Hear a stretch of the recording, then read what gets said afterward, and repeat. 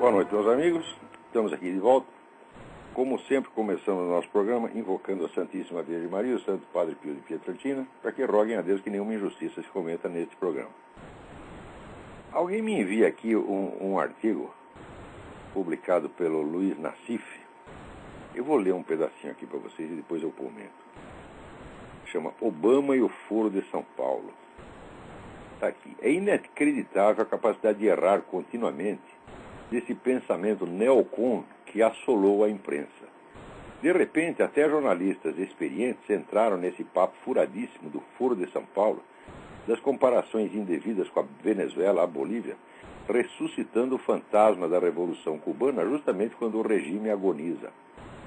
O que o Marco Aurélio levou de críticas, o que se criticou a diplomacia brasileira por esse meio campo com os vizinhos turbulentos.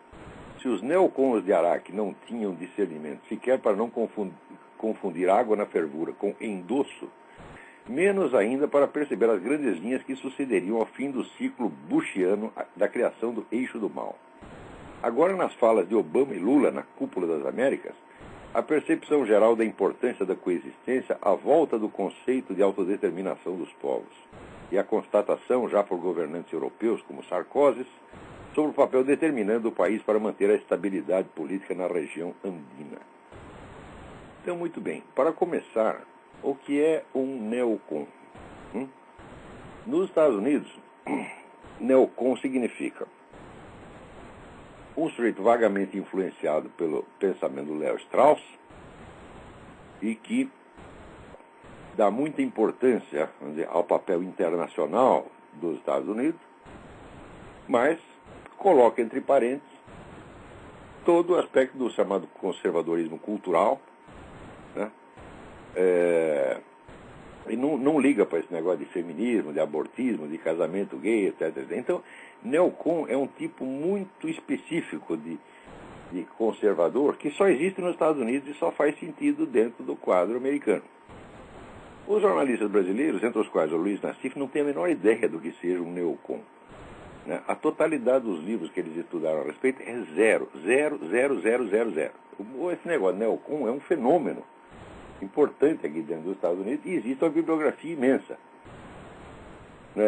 Eu que sou uma besta quadrada, eu já li uns 20 livros a esse respeito e tenho algum conhecimento do que seja esse movimento neocon e das complexidades que a coisa envolve.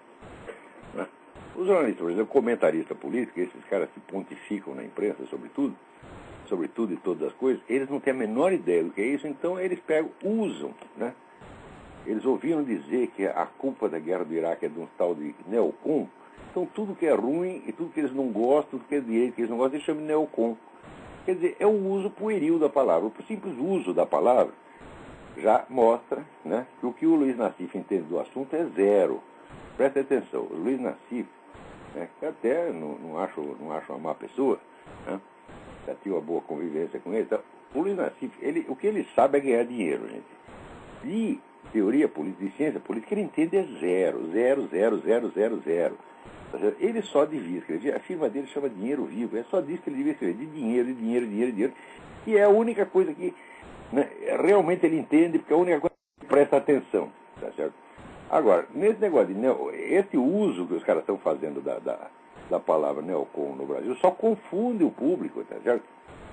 Então, quantos neocons existem no Brasil? Eu digo a resposta, nenhum. Não faz o menor sentido ser neocon no Brasil. Eles usam neocon, eles querem dizer o seguinte, alguém que virou conservador recentemente, ou que aderiu ao conservadorismo. Esse é o sentido que a palavra está adquirindo no Brasil. O que denota apenas ignorância, né? Então, em seguida, vemos que ele se empenha em fazer com que dá a impressão de que todo mundo está escrevendo sobre o Foro de São Paulo na mídia brasileira. Não é que você, pelo tom desse artigo, dá a impressão que tudo quanto é jornal tem, né, 10, 20 artigos sobre Foro de São Paulo, todo mundo denunciando o Foro de São Paulo. Quando diz, é exatamente o contrário. Quer dizer, mesmo depois que se rompeu o muro de silêncio que esses caras mantiveram durante 16 anos, e mantiveram para colaborar com o Foro de São Paulo, não foi por engano só, não foi por mau jornalismo, foi por vigarice. dizer, todos ocultaram o Foro de São Paulo porque o Foro de São Paulo precisava de silêncio para crescer sem ser perturbado. Então, essa colaboração gentil, né, graças à colaboração gentil da mídia brasileira, o Foro pôde, de fato, né, crescer em silêncio. Mesmo depois que se rompeu este muro de silêncio, o que se falou a respeito foi sempre de maneira muito atenuada e querendo dar a impressão de que aquilo não tem importância nenhuma. Quer dizer, o Luiz Nassif está reclamando de quê? Se ele quer esconder o Foro de São Paulo, os outros já estão ajudando a esconder. Pode ter, no máximo, o Reinaldo Azevedo, né? Ele tem uma bira com o Reinaldo Azevedo. O Luiz Nassif tem uma bira com o Reinaldo Azevedo. E provavelmente quando ele fala os neocons que infestam a mídia brasileira, deve ser o Reinaldo Azevedo, os neocons, né? Que na cabeça do Luiz Nassif é um neocon, né? Quer dizer, ressuscitando o fantasma da Revolução Cubana justamente quando o regime agoniza. Digo, olha, em primeiro lugar, eu não creio que o regime esteja agonizando. O que indica que o regime esteja agonizando? Por exemplo, este acordo que o Obama quer fazer com Cuba, nesse acordo, os Estados Unidos oferecem tudo e não pedem nada em troca. Por exemplo, as viagens de americanos para Cuba ficam totalmente liberadas, podem entrar e sair. Agora, nenhum cubano pode sair de lá, a não ser que autorizado pelo governo. Então, quer dizer que um lado, né, abre as portas e o outro mantém fechado e só abre quando lhe interessa ao governo. Quer dizer, esse acordo só serve, vamos dizer, para facilitar a entrada de espiões cubanos, porque quem quer que saia de lá autorizado pelo governo, saiu de lá para fazer alguma coisa, né? Não veio fazer compra na Flórida, né? Não veio para ir no shopping center, né? Aliás, quem em Cuba tem dinheiro para fazer compra em shopping center americano? Só a turma do governo mesmo, tá, né? Então, isso aí, quer dizer, é um passo gigantesco que o Obama deu para fortalecer o regime cubano e para impedir a queda do regime. Tá certo? Eu não vejo nem meio sinal de que aquele regime esteja para acabar. O regime está endurecendo, quer dizer, ele não está afrouxando nenhum controle e ainda está recebendo esse apoio do Obama que foi posto lá por causa disso. Tá certo? Né? Peraí, tem alguém na linha? Alô, quem é? Alô? Professor Olavo, tudo bem? Tudo bem, quem é? Aqui quem está falando é o Jim, de São Paulo. Sim. Isso. Tudo bem? Professor, eu estou ligando, tudo ótimo, graças a Deus.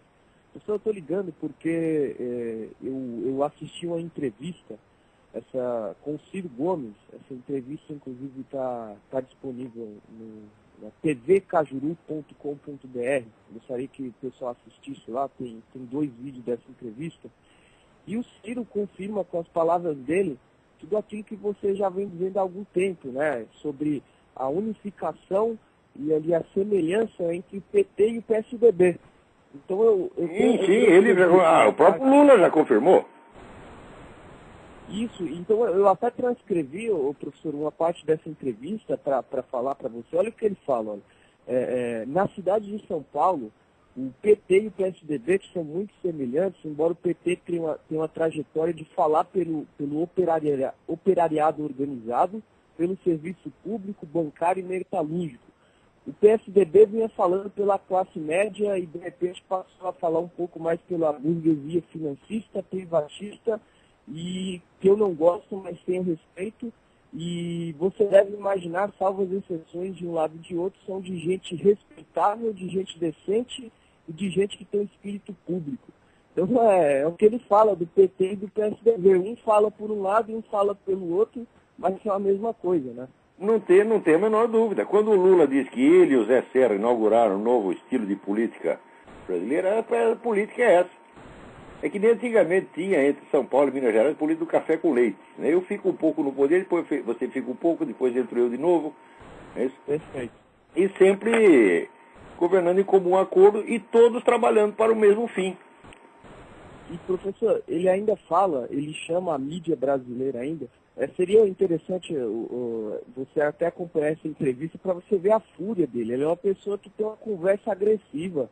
Ele é pior do que o Lula ainda. Ele fala que a mídia brasileira é conservadora, partidária, facciosa e nepotista. E ele fala isso num tom de... Ela de fato é tudo isso. Se não fosse tudo isso, como é que ia proteger o Foro de São Paulo dessa maneira? Agora, Comunista é assim, se você não os agrada em 100%, se você os desagrada em 1%, pronto, ele já te rotula de reacionário. Essa é a ofensa que mais aparece na esquerda, dentro da esquerda, é chamar um ao outro de direitista. Então o comunista chamando o outro de direitista é uma ofensa mortal. Mas é só isso mesmo, são todos comunistas. Esse pessoal que dirige a mídia no Brasil é comunista sim, todos eles, eu os conheço pessoalmente. É gente que paga contribuição do Partido Comunista há 40 anos. Um por um. Professor, o que eu queria saber é quem dentro da política articula essa movimentação da mídia pelo seguinte, porque aqui o Ciro, ele chama a mídia brasileira de conservadora, de partidária, de facciosa, e o próprio Ciro chama isso. Então quem de dentro da política faz isso? Já é uma coisa que está vindo aí há então é o seguinte, quem na mídia brasileira denunciou esse negócio do Foro de São Paulo? Ninguém. Quem denunciou essa ligação do PT com as Farc, que é um jogo de proteção mútua, há muito tempo? Ninguém. Ninguém fala nada. Agora basta ter um ali, note bem, se tem um sujeito criticando os camaradas de um ponto de vista direitista, isso é suficiente para qualificar o jornal inteiro. Por quê? Porque na medida deles, eles não, no padrão de medida deles, eles não admitem nenhum, não pode ter nenhum contra. Em aspecto nenhum, jamais. Enquanto tiver um, ele diz isso é reacionário e conservador. Ele dizia que o Globo é reacionário conservador porque tinha eu escrevendo lá. Quer dizer, eles querem o poder total. E se eles não têm, eles começam a acusar os outros. Quer dizer, uma situação. Olha, eu quando era jovem tinha um amigo, né, chamado Otto, que ele gostava de se... Quando ele queria brigar com alguém, ele se trancava num quarto com o sujeito e ele batia no camarada e ele mesmo gritava. Ah, não me bata mais, socorro, pelo amor de Deus. Quando saía, né, abria a porta, saiu o Otto de pé e o outro estava lá no chão. Esse pessoal faz a mesma coisa, eles batem e eles choram, meu Deus do céu. Professor, eu agradeço aí. Só para terminar, eu gostaria de mandar um abraço aí para os meus colegas que ouvem, para o Fabrício, para o André, o pessoal. Eu gostaria de perguntar para você o que você pensa sobre o radialista americano, o Rush Limbaugh. O Rush Limbaugh, olha, ele é muito bom, ele é o cara mais odiado, né? Mais odiado aqui pela esquerda. Por quê? O sujeito tem um talento extraordinário, ele tem quase 30 milhões de ouvintes todo dia, os caras evidentemente não o suportam. Quer dizer, não é um cara perfeito. Por exemplo, ele bobeou muito nesse caso dos documentos do Obama, né? Ele levou meses para começar a entender que ali havia alguma notícia de fato, né? Quer dizer, o cara também não é nenhum gênio, tá entendendo? Não é um radialista bom, né? Mais talentoso que aqui tem dois caras que o pessoal conservador ouve, que é o Rush Limbaugh e o Michael Savage. Ambos têm uma audiência enorme, tá certo? E é justamente isso que querem acabar. Eles querem reintroduzir essa tal da Fairness Doctrine, que vai dividir o tempo deles, né? Dar metade do tempo para os adversários, justamente para enfraquecer, porque eles, na concorrência, né, o talk show de rádio conservador venceu em 100%. Então os caras não estão aguentando, eles querem apelar para um recurso legal. Obrigado, professor. Boa noite. Tudo de bom para você. Boa noite. Agora, você não pensa que no meio conservador todo mundo adora o Rush Limbaugh. Também não é assim. O povão adora, mas entre os políticos tem gente que quer matá-lo, porque tem inveja. Né? Então, continuando aqui, né? Veja, dá a impressão de que esse ciclo revolucionário acabou, né? Isso aí é se fazer de morto para saltar o coveiro. Porque, olha, um movimento que, em menos de uma década, conseguiu conquistar o poder em 14 países da América Latina, não é um nada, né? Agora, o Luiz Nassif, veja, esse pessoal do Foro de São Paulo, quando eles falam para dentro, falam para o seu próprio circo, eles contam tudo o que estão fazendo, né? E se gabam até do que estão fazendo. O Lula, num discurso oficial, feito para um círculo mais ou menos restrito, e que a mídia fez questão de não reproduzir, né? O Lula se gabou de que foi o Foro de São Paulo que colocou o Chaves no poder, coloca e mantém o Chaves no poder. Agora, quando é para fora, ele diz, nós não fazemos nada, nós não somos nada, não está acontecendo nada, isso é uma insignificância. Quer dizer, quando o sujeito é muito modesto para fora e orgulhoso para dentro, é porque alguma ele está aprontando. É isso? Ora, os documentos e as confissões explícitas sobre a atividade do Foro de São Paulo são abundantes. Agora, o que o Luiz Nassif leu disso? Nada. Tá certo? O Luiz Nassif, ele depende do apoio do governo, depende de estar em boas relações com o PT e tal, então ele faz o servicinho dele, que é esconder o crime dos caras, porra. Eu acho isso indecente, tá certo? Eu acho que isso não é coisa de jornalista que se preze, mas ele quer fazer isso, é ele que faça, tá certo? Agora, não é para acreditar nele. O Luiz Nassif não entende nada desse negócio. O próprio uso que ele faz do termo neocon mostra que é uma coisa de um amadorismo terrível, né? Agora, o fato de que todo mundo aí em volta, né, governança, todos deem importância ao Brasil como um elemento importante para conservar a estabilidade política na região andina. Ora, note bem, o pessoal que votou no Lula e que apoiou o Lula, tinha os esquerdistas e tinha o pessoal da direita que dizia, não, nós precisamos do Lula para ele conter os radicais. É a mesma conversa. O Lula é o cara que vai conter as Farc, é o cara que vai conter o Hugo Chávez, etc, etc. Quer dizer, ele tem essa pose de que é um sujeito moderado, ele é muito diferente do Hugo Chávez, mas é apenas uma diferença de estilo, porque, na verdade, ele é o autor das ações do Hugo Chávez, ele é o mentor do Hugo Chávez. Foi o Lula que criou o Hugo Chávez, tá certo? E o Hugo Chávez age em estreita consonância, não é nem parceria, note bem, o Lula é superior hierárquico do Hugo Chávez no Foro de São Paulo. Ele foi o fundador e mentor do Foro de São Paulo. O Hugo Chávez só entrou no Foro de São Paulo em 95. E daí eles aplanaram o caminho para ele, botaram o camarada lá e criaram aquele grupo de amigos da Venezuela para proteger o sujeito. Agora, tem muito cara por aí que acredita que existe essa diferença, existem as duas esquerdas, que é a esquerda malvada, que é o Hugo Chávez, e a esquerda boazinha, que é o Lula, e a própria esquerda alimenta essa mentira, porque só lhe traz vantagem. Agora, que um jornalista, em vez de averiguar os fatos, tá certo? Ele faça esse serviço de desinformação, quer dizer, ele é o desconversador oficial, né? Pode fazer a cagada que vem o Luiz Nassif e encobre, né? É esse o serviço que ele está fazendo, está encobrindo cagada, Luiz Nassif. Tu não tem vergonha, rapaz? Eu te conheço, nunca tive má impressão de você, mas agora o que eu estou vendo aqui, ó, é um negócio que me decepciona profundamente. Né? Agora, veja, não só esse Foro de São Paulo domina 14 países da região, ou seja, é fácil você ver historicamente, quer dizer, o Luiz Nassif não tem nem retaguarda histórica para compreender isso. O Foro de São Paulo é a maior, mais poderosa e mais rica organização política que já houve no continente latino-americano. Como é que você vai dizer que isso é um nada? O Foro de São Paulo é infinitamente mais poderoso do que o PT, porque ele abarca o PT, abarca as Farc, abarca o milho chileno, abarca mais de 100 partidos. E tomam decisões, essas decisões são obrigatórias para os participantes. Os participantes assinam um compromisso, tá certo? Uns com os outros. E têm se mantido fiéis à política traçada, à estratégia traçada nas assembleias do Foro de São Paulo. Todos são fiéis a ela, obedecem direitinho. Quer dizer, nunca houve uma concentração de poder tão grande na América Latina. Agora, o sujeito vai usar aqui esses recursos de moda, quer dizer, como a coisa não aparece na mídia, ele diz que não existe. Mas como é que funciona o negócio de mídia? Até os anos 60, 70, onde o jornalismo se conformava em ser uma atividade menor em comparação com as atividades superiores da inteligência humana.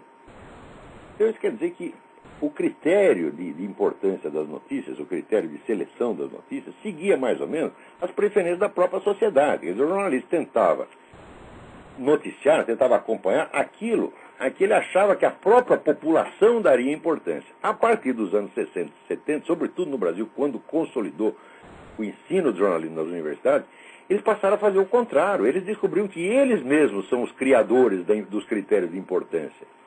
Eles descobriram que eles podem ser os grandes selecionadores, né? Os doadores ou negadores de importância. Então o critério único passou a seguinte: uma coisa merece ser publicada na mídia quando foi publicada na mídia. Um assunto se torna importante porque foi publicado na mídia.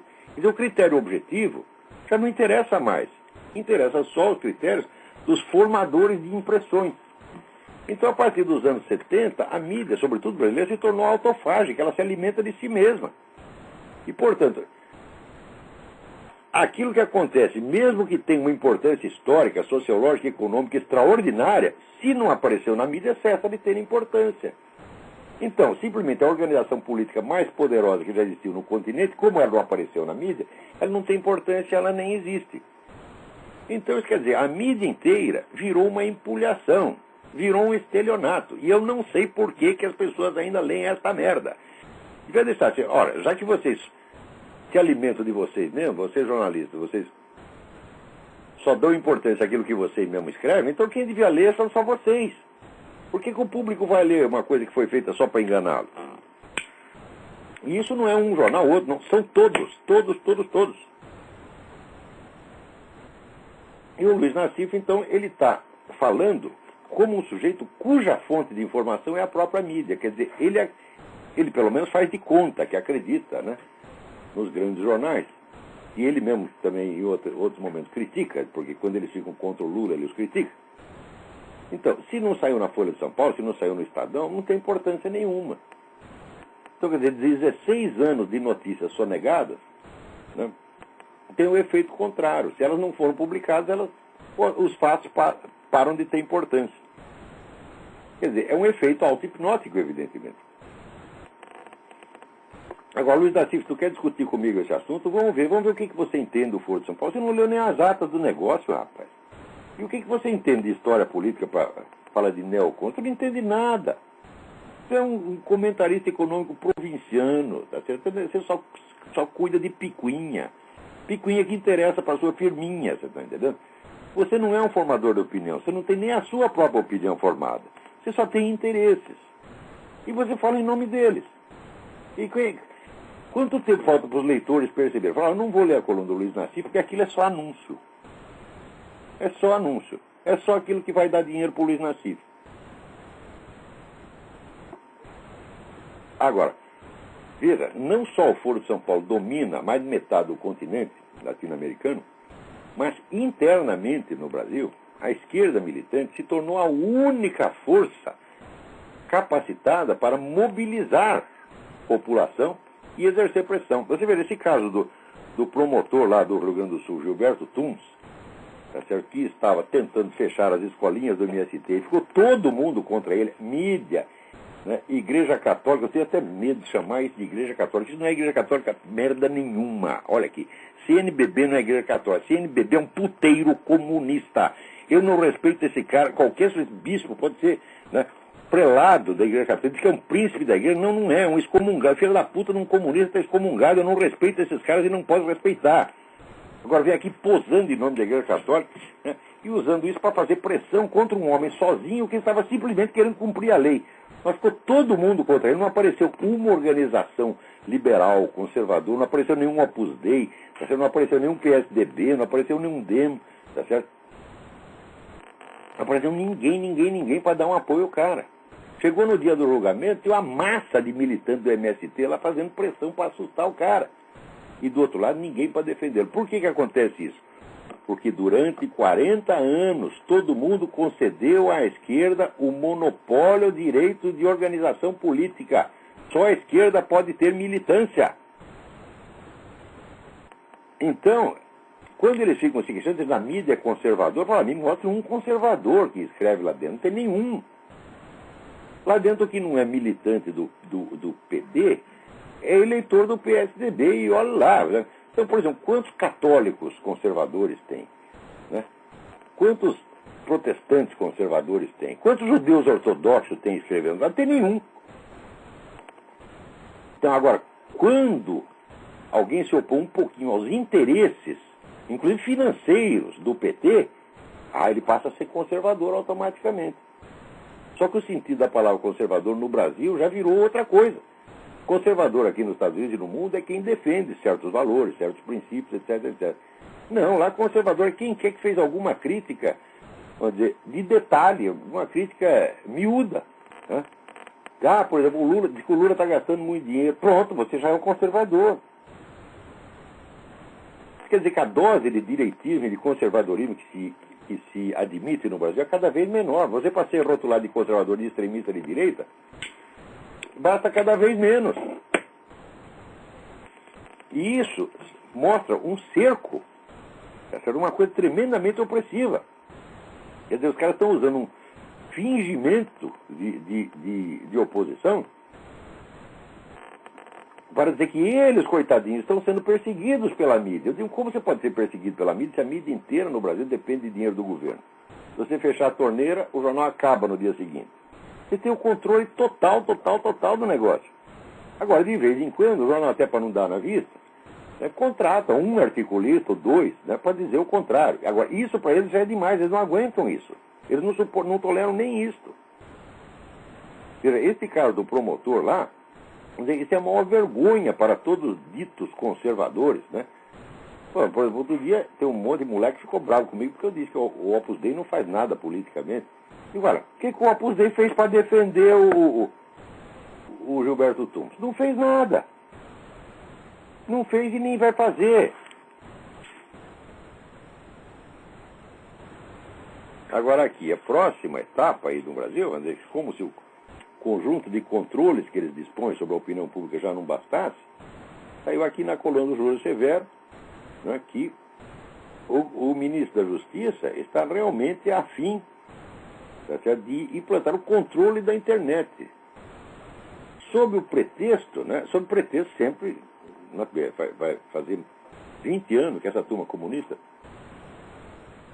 fez uma coleção de todos os pretextos elegantes, e tudo que eles fazem apela a esse pretexto elegante. É bom vocês saberem o seguinte: nunca, na história do mundo, nunca, um movimento comunista tomou o poder advogando claramente um programa comunista. Nunca fizeram isso. Sempre falam outra coisa. Sempre. Quer dizer, o comunismo é um movimento clandestino por natureza. E é um movimento mentiroso por natureza. E no Brasil também. Então agora o que? Eles querem o controle da internet para tapar a boca de quem quer que dê informações que não convém ao PT e essa corriola que está no poder. Então eles dizem o quê? Nós temos que proteger a população, né, contra a pedofilia. Igual, se eles são contra a pedofilia, desgraçado, eles deviam fazer alguma coisa contra a Farc, porque a Farc usa lá um monte de criança para cometer crime, e quando as crianças miram fora do pinico, eles matam, eles torturam e matam. Agora, veja se vai o seu Tarso Genro falar qualquer coisa disso. Um dia saiu uma matéria lá no Nota Latina sobre o tal do Mono Rorrói, que é um dos comandantes da Farc, né? Ali está cheio de pedófilo, de gente que abusa de criança. Vocês não falam nada.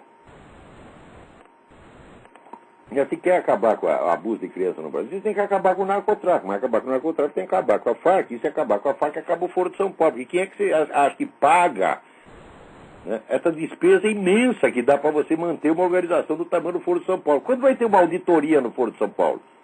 Ô Luiz Nassif, se o Foro de São Paulo é tão pequeno assim, por que não pode fazer uma auditoria independente lá? Né? Quer dizer, esse pessoal é tão cínico, é tão fingido, que ela não dá nem gosto de falar. Pô, a gente gosta de desmascarar a mentira quando é mentira um pouco inteligente, quando ela tenta disfarçar alguma coisa. Esses caras não, eles estão rindo da população, estão rindo de todos vocês.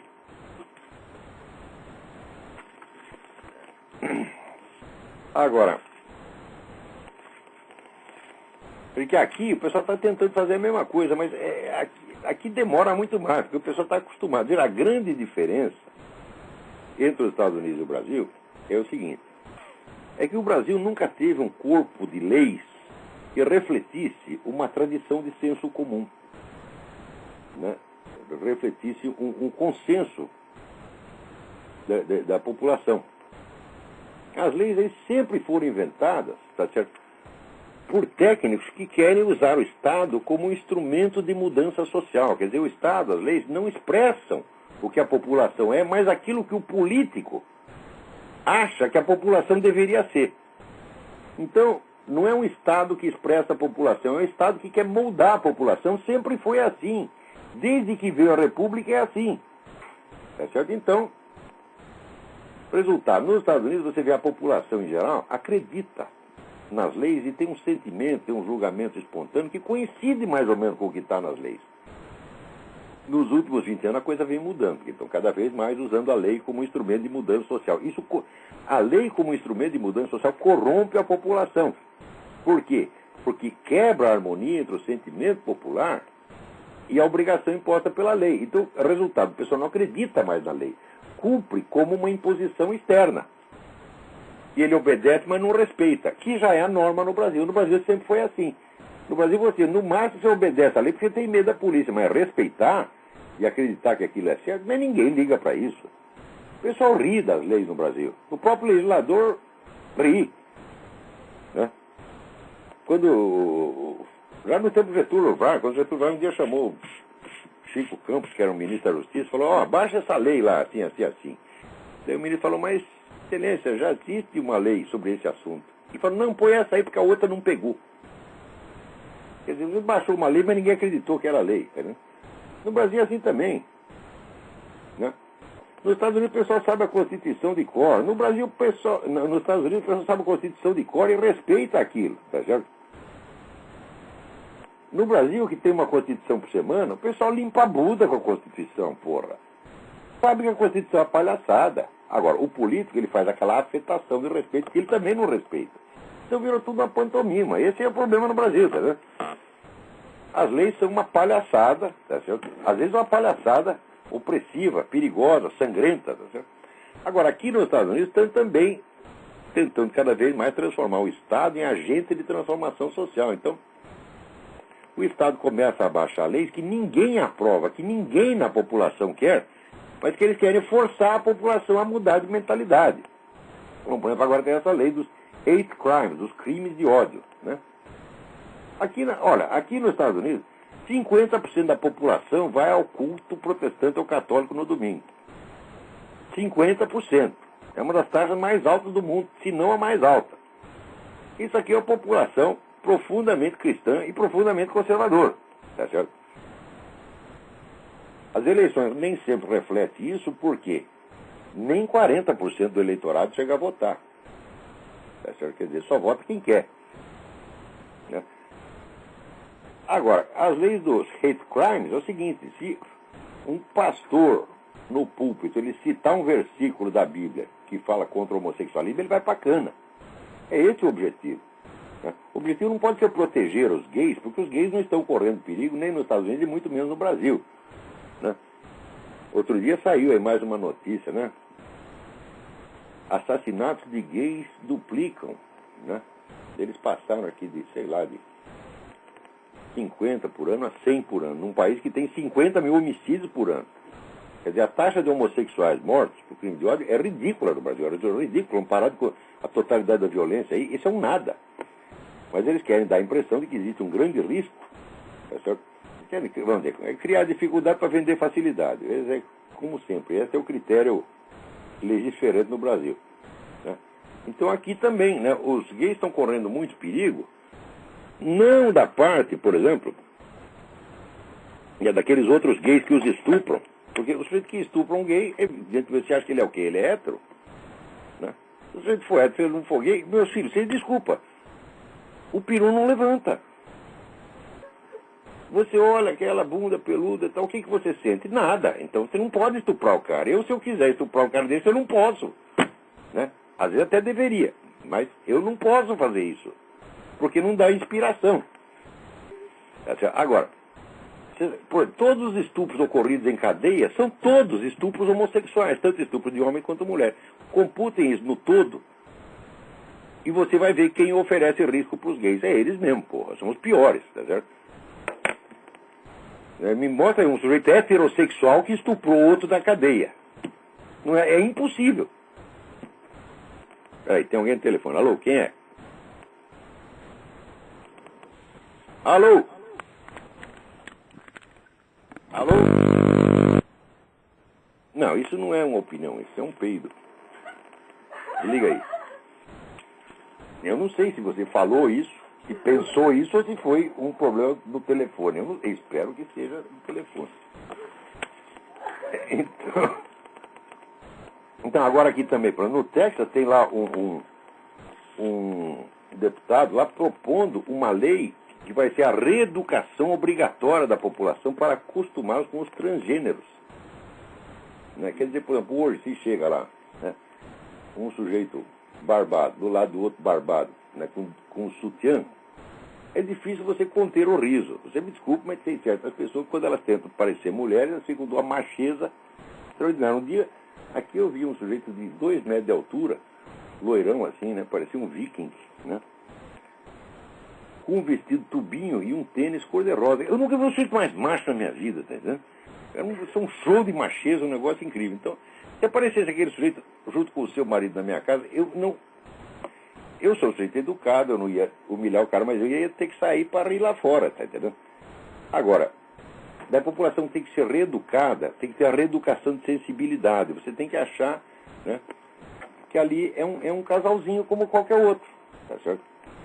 Ora, a reeducação de sensibilidade, não há nenhum lugar do mundo onde o sujeito confunda, né, os olhos humanos confundam um casal de homem e mulher com um casal de 2 homens. Não é possível você sentir a mesma coisa, mas daí a lei vai tornar obrigatório você sentir. E se você não sente, eles vão fazer programação neurolinguística até você, né, achar, né, que, por exemplo, aparece lá, o seu Luiz Motti junto com o barco dele, ou com o fêmeo dele, né? E você vai ter que se comportar como se fosse senhor e senhora fulano de tal. E não pode rir, é proibido rir. Digo, ora, porra. Quer dizer, aquilo que antigamente era fantasia de carnaval passa a ser uma verdade. Um fato, e você tem que aceitar. Se você não aceita, né, você vai ser reeducado. Então aquele negócio do Groucho Marx. Afinal, você vai acreditar em mim ou nos seus próprios olhos? Não é isso? Quer dizer, os meus olhos estão me dizendo que somos 2 machos, mas eles querem que seja macho e fêmea, eu tenho que ver como macho e fêmea. Está entendendo? Então isso é uma violência psicológica fora do comum. Eles sabem que isso aí vai destruir a percepção espontânea na população e é por isso mesmo que eles fazem. Né? Agora, a gente estava falando de mídia no começo, aqui aconteceu um negócio extraordinário. Como esse plano econômico do Obama, né? Ele diz que vai diminuir os impostos, mas na verdade ele os aumenta. Isso aí criou uma série de movimentos de protesto que eles chamam de Tea Party. Tea Party é você convidar as pessoas para tomar um chá na sua casa. Né? E isso é uma alusão a um negócio que aconteceu em 1773, em que os ingleses começaram a aumentar muito os impostos, então os caras se reuniram e destruíram um monte de chá que vinha da Inglaterra carregado de imposto. E mais imposto se abriu o saco, né? Mais de metade do saco era imposto, só a outra metade era chá. Então o que eles fizeram? Pegaram um monte de barril de chá e quebraram tudo aquilo e jogaram no rio, jogaram no mar, estragaram, né? E começou a pipocar aquele negócio de Tea Party, né, no país inteiro. Agora aconteceu a mesma coisa. Tem um comentarista da NBC, né, que é o John Santelli. O Santelli falou, pô, tá na hora da gente fazer um Boston Tea Party de novo. Ele falou isso, no dia seguinte começou, e teve Tea Party aqui, tá certo? Em 2.000 cidades. Quer dizer, o negócio se alastrou, um fenômeno sociológico mais estranho que já houve aqui. Bom, durante semanas e semanas, a grande mídia não dizia uma palavra. Quer dizer, é o caso onde você tem, de um lado, o critério objetivo histórico sociológico, quer dizer, o fato aconteceu, o fato envolve milhões de pessoas, tá certo? O fato está se alastrando, então ele é objetivamente importante. E tem outro lado, o critério jornalístico. Nós não queremos publicar porque é contra o Obama, então não pode. Então, como nós não publicamos, nós dizemos que não tem importância. Mas acontece que a importância objetiva do negócio começou a crescer. Então chega uma hora que, como no Foro de São Paulo, não dá para esconder mais. Então, o cara da CNN um dia fez uma reportagem sobre isso, né? Mas não só descendo o cacete, mas usando uma expressão que insinuava que os caras, em vez da Tea Party, ele disse que era teabagging. Teabagging, você sabe o que é? Olha, é o sujeito chupar os escrotos do seu vizinho, tá certo? Então é uma alusão, é um vocabulário do movimento gay. E o cara disse isso no ar. Esse pessoal está teabagging, né? Então, evidentemente, todo mundo ficou bravo com o negócio. Tá chovendo um monte de processo em cima da CNN.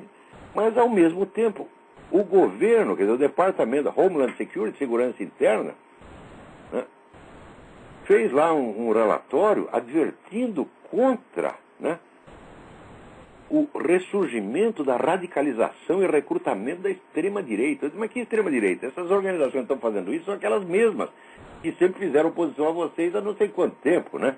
É a American Family Association, né? Todas organizações antigas que atuam publicamente e que não estão pregando nada de violência, né? Estão apenas fazendo um protesto pacífico, né? Então o governo está aqui anunciando, criminalizando mesmo esse pessoal todo, dizendo, não, isso aí é extremismo, acusando os caras de terroristas, né? Acontece que do pessoal envolvido no Tea Party, uma grande parte era veterano de guerra. Os veteranos de guerra ficaram putos da vida e caíram de pau em cima da mulher da Homeland Security, que é a tal da Janet Napolitano. A extrema-direita é a puta que apariu, minha senhora. Tá vendo? Daí a mulher já começou a afinar, falando, não, mas eu não quis ofender ninguém, blá, blá, blá. Mas a gente vê que o governo está tentando criminalizar e marginalizar todo mundo que está contra. Então usa o tal do Fairness Doctrine para tapar a boca do pessoal do rádio, né? Começa a mobilizar a polícia contra esse pessoal que protesta contra Obama e assim por diante. Agora, aqui você ainda vê uma reação. Está aqui o pessoal aqui exigindo a cabeça do repórter lá da CNN e a cabeça da Janet Napolitano. Aqui os caras não vão dar moleza, não. Né? Aí não é que nem o Demo, não é que nem o Opus Dei brasileiro, não é que nem essa cambada, né? Esses pseudo-conservadores, né? Outro dia mesmo eu estava lendo, né, um texto, um sermão do famoso Bossuet, Jacques Benigne Bossuet, que foi talvez o maior orador sacro da Igreja Católica, em que ele dizia que você orar sem você, né, se você ora contra um inimigo, um perigo, mas você nada faz, você está blasfemando, você está tentando Deus. Então esse pessoalzinho aí que diz, não, nós estamos contra o comunismo em espírito, vocês estão fazendo exatamente isso, vocês estão tentando Deus. Olha, se eu tenho uma dívida para pagar, meu filho, eu saio, eu vou lá e eu mesmo pago. Eu não fico rezando para Deus pagar minha dívida, porra. Você está entendendo? Né? Se vem um sujeito aqui, invade minha casa, ataca a minha família, sou eu que tenho que defender, eu tenho que pedir para Deus me fortalecer o meu braço, me dar coragem para fazer aquilo. Não é eu ficar escondido rezando, não, Deus vai lá, expulsa o ladrão para mim. É o que essa turminha está fazendo. Por isso que eu digo que é um bando de boiola, entendeu? Agora, até esqueci aqui, puta vida, assim, um e-mail interessante, porque um dia comentando aquele negócio do Papa, que falou que as camisinhas não funcionam, eu peguei aqui a entrevista de um sujeito, um pesquisador americano, e diz, olha, o Papa, vocês estão reclamando, mas o Papa disse, o que ele disse é certo, quer dizer, pelas pesquisas, resultados das pesquisas que nós temos, né, a camisinha não protege grande coisa, não. Daí eu escrevi isso aí, né? No dia seguinte, um sujeito, um camisólogo, um cara que na casa dele deve ter um altar com uma camisinha, né? Ele pede proteção à camisinha todo dia, talvez entre dentro da camisinha, né? Que nem no filme Corra que a polícia veio aí, que tinha que vestir a camisinha, os dois cada um entrou dentro de uma camisinha. Então, o sujeito me escreveu, falou, você é um canalha, você não é um filósofo, coisa nenhuma. Bom, de cara a gente tem que rir, porque... Bom, vamos supor que o que eu escrevi estivesse 100% errado. 100% errado. Eu esqueci o nome do sujeito, né? Até prometi que ia dar o nome e o endereço de e-mail dele. Daí ele escreveu mais puto ainda, dizendo, não, só não te processo, porque... Ele inventou uma coisa. Esqueci o seu nome agora, mas você sabe o que eu estou falando. Você não me processa, ô viadinho, porque a lei brasileira assegura ao destinatário da carta o direito de divulgá-la como ele quiser, a não ser que haja nela um pedido expresso de sigilo, coisa que não havia. Então eu vou... Ainda não esqueci de imprimir a sua carta aqui, mas eu vou ler e vou dar seu endereço de e-mail sim, para que as pessoas aí enchem a sua caixa postal de besteira como você enche a minha. Você pensa que a minha caixa postal é pinico, tá certo? Então ele para provar que eu sou um canalha, né? Ele me mostra uma outra entrevista do mesmo cidadão, dada depois no Washington Post, onde ele reconhece, não, a camisinha pode ser até um backup prevention. Quer dizer, primeiro você tenta a abstinência, depois você tenta reduzir o número de parceiros, mas por precaução no fim você põe a camisinha também. Quer dizer, então é claro que ele está dizendo que a camisinha em si não protege, mas ela pode até ajudar, por lei das probabilidades. Isso é o máximo que o sujeito concedeu. E o cara disse para mim, tá vendo, você é um impurador, você é um canalha, porque você diz que a camisinha não protege, o cara reconhece que ela pode ajudar. Fala, quer dizer, é uma discussão tão mesquinha e tão idiota, né, que nem deveria responder, mas eu achei engraçado. É o sujeito, de repente, ele com base nisso, ele diz, você não é um filósofo, coisa nenhuma. Você imagina se o que eu escrevi estivesse 100% errado. Quer dizer, uma frase que um sujeito escreveu sobre camisinha, né, supondo que estivesse errada, impugna uma obra inteira de filósofos de mais de 40 mil páginas. Quer dizer, só na cabeça de brasileiros isso pode acontecer. Porque ó, na obra de Aristóteles há mais erros factuais do que há na minha própria obra. E nunca, jamais ninguém pensou, falou, não, Aristóteles não é filósofo, porque ele diz que as mulheres têm mais dentro do que os homens, ele não é um filósofo. Só na cabeça de um brasileiro, uma cabeça de merda, entendeu?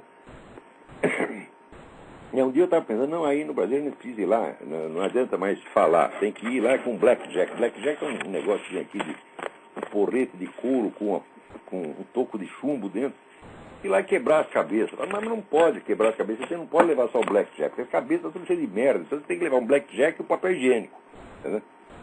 Senão o negócio fica ruim. Então, né, mas daí o rapaz diz que eu sou um canalha porque eu disse que as camisinhas não protegem. Elas de fato não protegem, mas ninguém, claro que elas podem ajudar por simples lei das probabilidades. Né? Se todo o seu problema é esse, você quer, né, não pode falar mal das camisinhas. Você tem que reconhecer que para algumas coisas elas servem. Eu digo, bom, ela serve, se ela não fizer bem para você, pelo menos faz bem para o fabricante. Né? Que nem aquele negócio, Dudu, né? Vá ao dentista 2 vezes por ano. Se não fizer bem para você, fará bem para ele. Então, né, consulte seu médico de 3 em 3 meses. Se você não ganhar nada com isso, ele ganhará alguma coisa. Então, use camisinha. Se não fizer bem para você, fará bem a Johnson & Johnson, etc. Aqui, ó. O Michael Sever está processando a tal da Janet Napolitano por causa desse relatório em que ela está tentando enquadrar. A política do governo Obama é o seguinte: você pega os terroristas, o pessoal do Al-Qaeda, a turma do Irã e tal, e alisa a cabeça deles, dá tudo o que eles querem, oferece vantagem, etc, etc. E, né, o pessoal americano conservador, não, criminaliza todo mundo, põe todo mundo na cadeia. Né? É incrível. Quer dizer, como é que tem que responder esse pessoal? Tem que discutir amavelmente? Não, tem que fazer que nem o Michael Sever está fazendo processo, a filha da puta. Claro.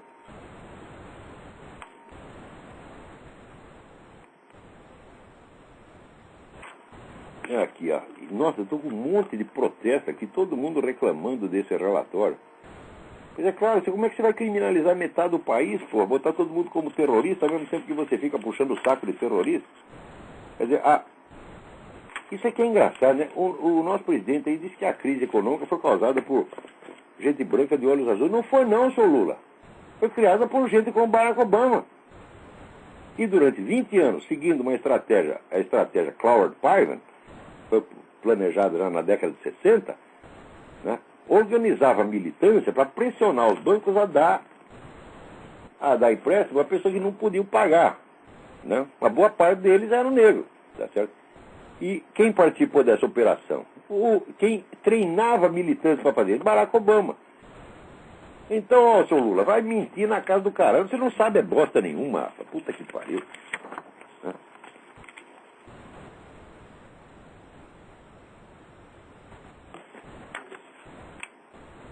E assim vai. Olha,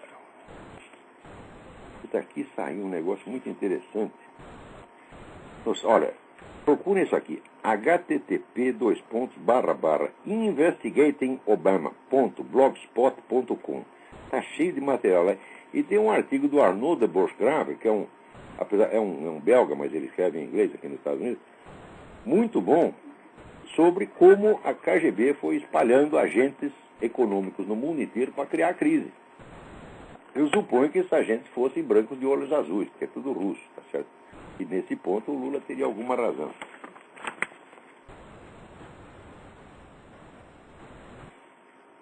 Agora aqui, a gente fala de... No Brasil, você pega a mídia brasileira, você vê o nome KGB uma vez a cada 10 anos. Dá a impressão que a KGB é um negócio evanescente, ela não existe, né? E, a KGB é a maior organização de inteligência e medidas ativas que já houve na história humana, porra. A ação da KGB no mundo era e é de uma intensidade avassaladora. Eles tinham que ter notícia todo dia para dar uma medida do que os caras estão fazendo. Né? Então, agora saiu essa notícia aqui, ó. Até saiu pela Reuters. A Reuters, que é uma tradicionalmente esquerdista, Aqui, espiões eletrônicos entraram na rede elétrica dos Estados Unidos e deixaram nela alguns softwares que poderiam ser usados para prejudicar o sistema, informou o Wall Street Journal nesta quarta-feira. Os espiões vieram da China, Rússia e outros países, e acreditam que sua missão fosse investigar o sistema elétrico dos Estados Unidos e seus controles. Olha, os Estados Unidos é a casa de mãe Joana, quer dizer, qualquer um entra, faz o que quiser, né? Esse pessoal faz bomba atômica chinesa com software comprado aqui em loja nos Estados Unidos, né? Graças às indicações recebidas do Clinton. O Clinton só faltava dizer, olha, você tem que comprar tal coisa assim, vai na loja tal, vai no Walmart, você compra, né? Olha, no confronto com as ditaduras, as democracias estão sempre em desvantagem, porque a ditadura controla tudo que se passa lá dentro. A democracia não pode.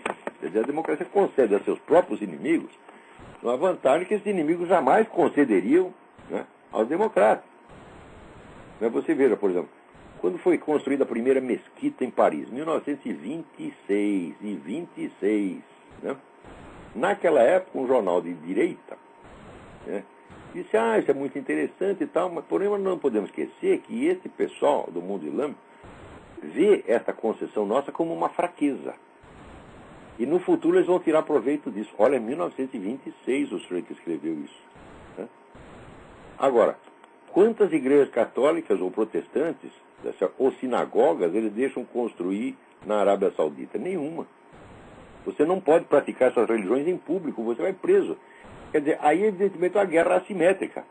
Um lado dá ao outro todos os direitos, né? E o outro consegue. Sabe aquele negócio? O que é seu é meu, o que é meu é meu.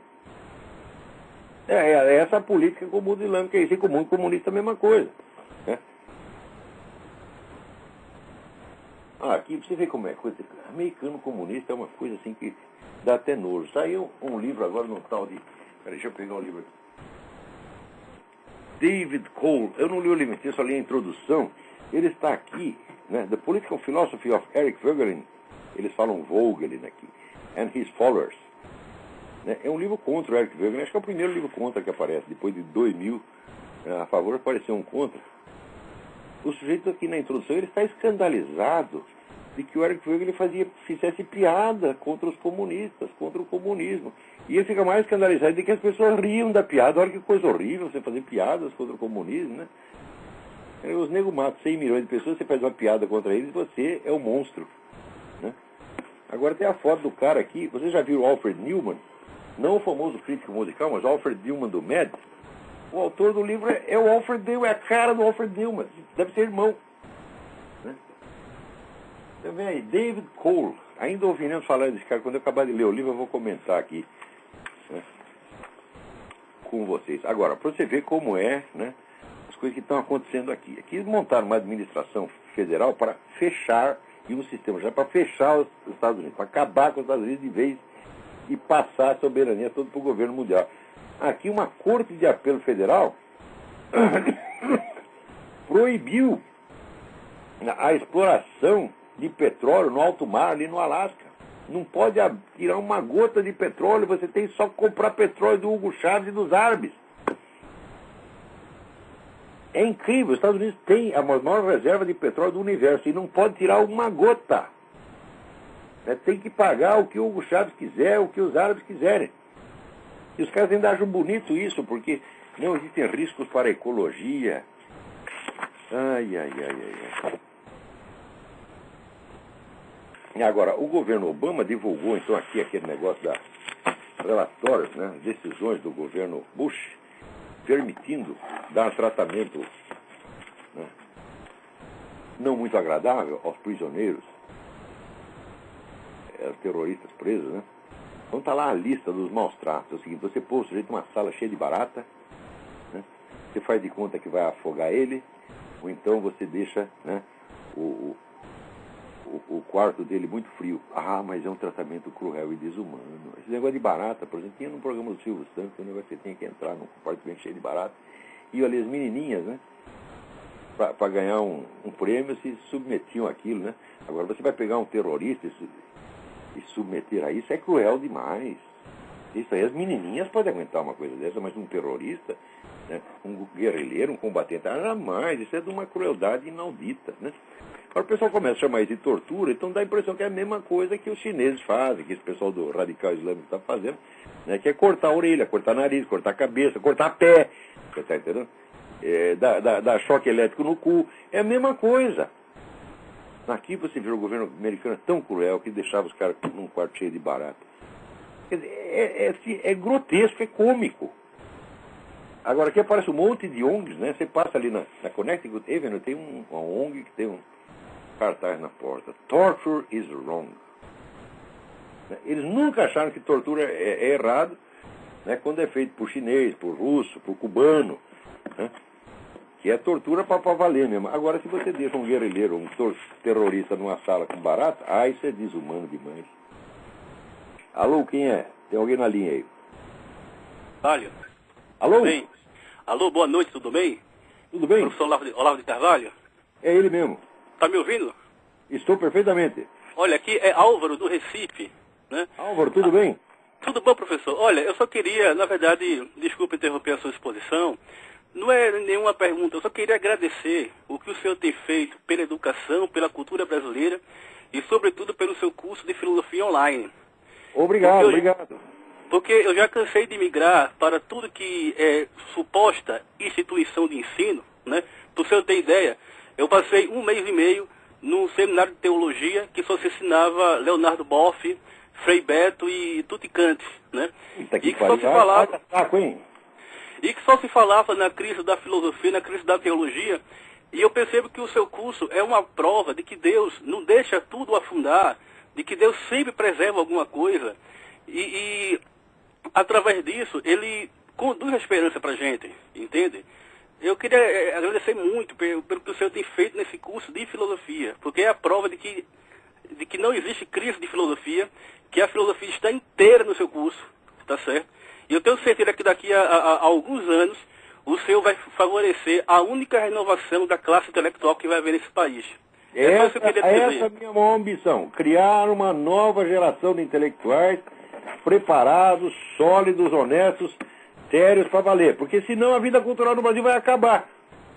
Então, a minha finalidade na vida é essa. Eu não vou deixar morrer completamente. Alguma coisa vai sobrar. E vai sobrar para o futuro. Daqui 20, 30 anos vocês vão ver essa molecada começar publicar livro, ensinar e tal, daí vocês vão ver o que eu fiz. O objetivo é esse mesmo, é salvar a cultura superior no Brasil. Que está aí governo, empresa, e mídia, e pessoal da direita, da esquerda, todo mundo ajudando a acabar. Não pode acabar. É só isso, professor. Que Deus te abençoe muito, viu? Que Deus te abençoe. O senhor está fazendo muito pelo Brasil, o senhor já tem um lugar no céu garantido, porque o que o senhor fez nos últimos 30 anos nesse país é algo inédito na cultura brasileira e sem paralelo em termos de filosofia. Eu creio que até no mundo, digamos assim, né? Eu sempre leio os seus apostilas, eu sempre fico impressionado, já faz uns 10 anos que eu leio o senhor. Eu converso com o senhor com o Ângelo Monteiro, que é um grande poeta nosso, um grande filósofo aqui de Pernambuco. Ele é meu amigo meu, grande poeta, grande figura humana, maravilhoso. Adoro o Ângelo Monteiro. Uhum. Então, que Deus abençoe sua família, Roxane, Leila e bola pra frente, né, professor? Vamos tentar enfrentar aí esse comunismo no Brasil que vem pra arrombar mesmo e não tem jeito agora. Mas é esperança e fé e que o senhor continue nos ajudando a estimular nossos insights de percepções filosóficas autênticas. É só isso. Um abraço. Muito obrigado, muito obrigado. Reze por nós. Sem dúvida. Então, olha, a gente está tentando fazer o melhor possível ali no www.seminariodefilosofia.org. Agora nós começamos esse curso que vai durar 5 anos. Por enquanto, as aulas são quinzenais, mas eu vou transformá-las em semanais assim que eu puder. Tá certo? As inscrições estão permanentemente abertas, porque quem entra depois pega as gravações das aulas anteriores e não vai perder nada. Né?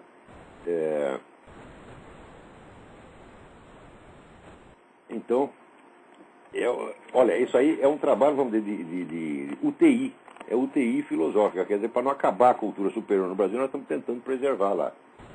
Agora, quanto a reconhecimento, olha, note bem, reconhecimento por parte de universidade, de governo, desse establishment mediático, pode pegar o seu reconhecimento e enfiar no orifício anal. Certo? Porque é o reconhecimento das pessoas que estão estudando lá, que estão se beneficiando por isso, como esse rapaz ligou. Os outros eu estou né, cagando e andando, defecando e andando, está entendendo? Uma vez o Bruno Tolentino disse, não, nós temos que dar um título de doutor honoris causa para você pela USP. Eu digo, enfia no cu. No cu, peru. Você está entendendo? Então, eu desprezo solenemente todas essas coisas. Eu não preciso ninguém me dizer que eu sou. Meu lema, que eu adotei há muitos anos, é o Dom Quixote. E eu sei quem sou. Eu sei minhas qualidades, meus defeitos, eu sei o que eu estou fazendo. Qualquer que seja, né? A opinião que esse pessoal tenha sobre mim, não é da minha conta. Né? Agora, também queria lembrar a vocês o evento que vai ter no terceiro andar do Barra Shopping, do Farol da Democracia, no dia 25, às 9 horas da manhã. Inscrições no site do Farol da Democracia, tem lá a indicação. Não deixem de ler isso e se possível, vão lá. Né? Vai ser muito importante, vai estar lá o Alejandro Penha Escusa, que é o fundador da UNA América, né? E que é vamos dizer, a expressão melhor da oposição venezuelana anti-Chávez. Né? Que na Venezuela tem oposição para valer. Então vão lá ver o Alejandro e vocês vão conferir por vocês mesmos. E também vão falar lá o Heitor de Paula, que é o melhor comentarista político do Brasil, e a Graça Salgueiro, que é uma das poucas pessoas que entende de América Latina nesse país. Né? Então, eu acho que o nosso tempo, né, acabou. Hoje não dá para xingar mais ninguém. Então, até a semana que vem. Muito obrigado.